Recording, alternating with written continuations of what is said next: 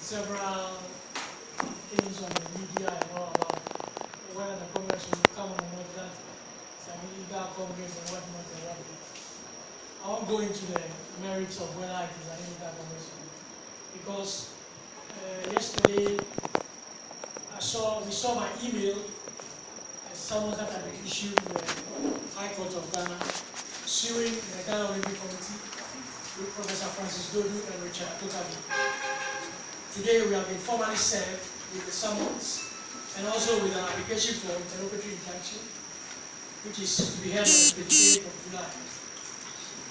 By virtue of these documents, we consider that it is to respect the court and to wait for the courts to determine exactly whether what we are doing or what we thought today is proper or not, to allow the law to take its course.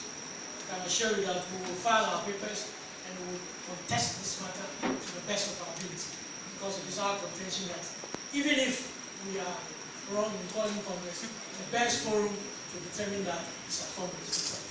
So that is all we say for now. The federations and honorable ministers are honoring members.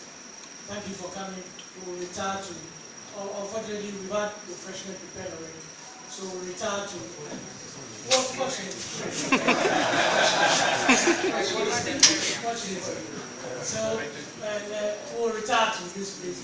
With respect to the media, if you want to grant, if you want interviews, you have to wait when we come out. If you want to talk to anybody, liberty to say so. Sorry. The writ was issued by the Ghana Weightlifting Federation. The Ghana Weightlifting Federation issued the writ. What is that? No. What? I mean, so far as all that, this is as really the real Olympics is to come on. We are doing what we can to get there. At least we don't want this thing to be part of their